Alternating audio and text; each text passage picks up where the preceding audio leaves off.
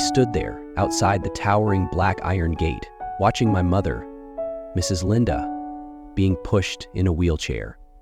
Once a powerful woman who commanded respect from many, she now lay still in the chair, motionless and silent like a ghost within this grand mansion. Neither my money nor my fame could make her stand again. They only made me feel more helpless than ever. Then one day, Jordan entered my life. A small black boy, wearing torn clothes, hands calloused from a harsh life. His eyes never looked down, never showed fear or shame. Instead, they burned with a fierce, resilient fire that challenged all the prejudices society and I had imposed on him. I remember clearly the first day Jordan came. Immediately, my eyes and those around me filled with disdain.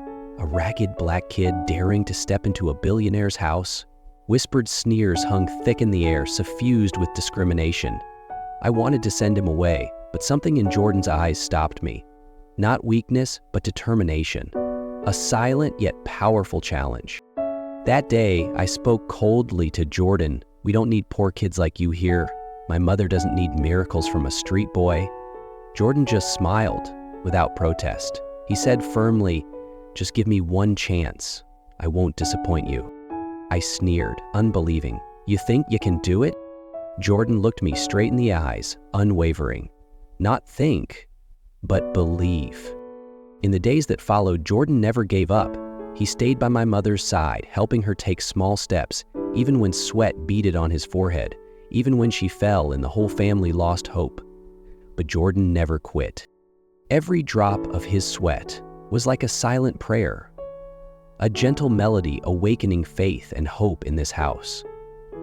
Every time Mrs. Linda stood on her trembling legs, I felt something deeply shift in my heart.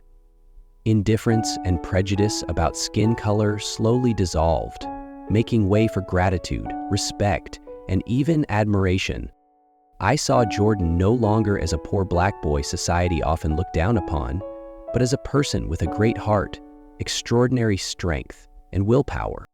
I still remember the day my gaze began to change. It wasn't a noisy moment or a grand declaration, but a quiet afternoon when Jordan patiently supported my mother's tentative steps in the mansion's spacious living room.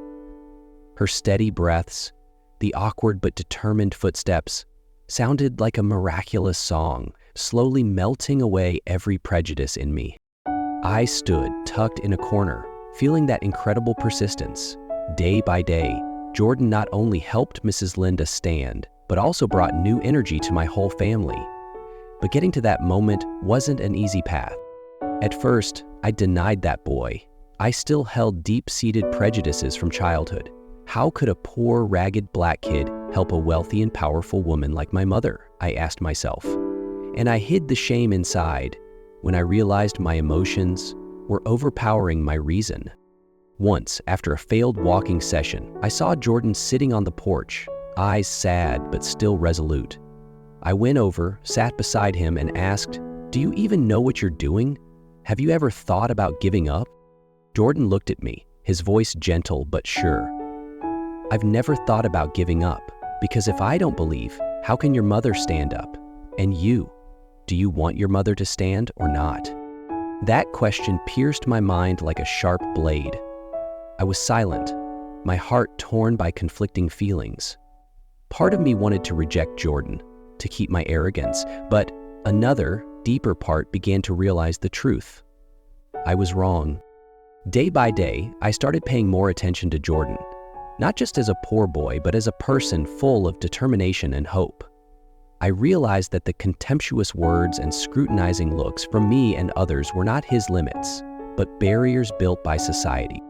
Not only did my awareness change, but I began to act. I did everything I could to help Jordan get better education. I used my connections to enroll him in a prestigious school, find scholarships, and make sure Jordan had everything he needed to keep up. I remember clearly the first time Jordan walked into his new classroom, wearing slightly oversized clothes and an old backpack, his eyes still bright and fearless. But I knew he faced many difficulties. Not just academic pressure, but also the judging eyes and whispers from classmates because of his skin color and background. But Jordan didn't falter. He used that as motivation to try harder. Every time he came home, I asked about his day, shared his struggles and small victories.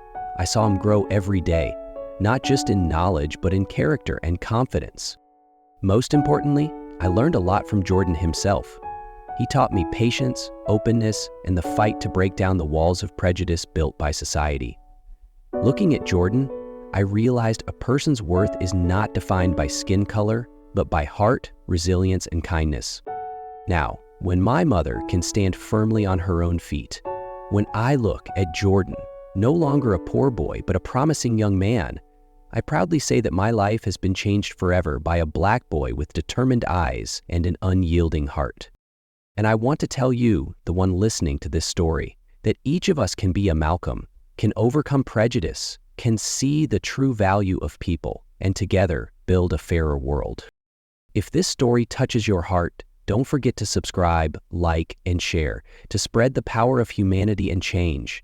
Let's start with the smallest actions, breaking down barriers and giving opportunities to those who deserve it.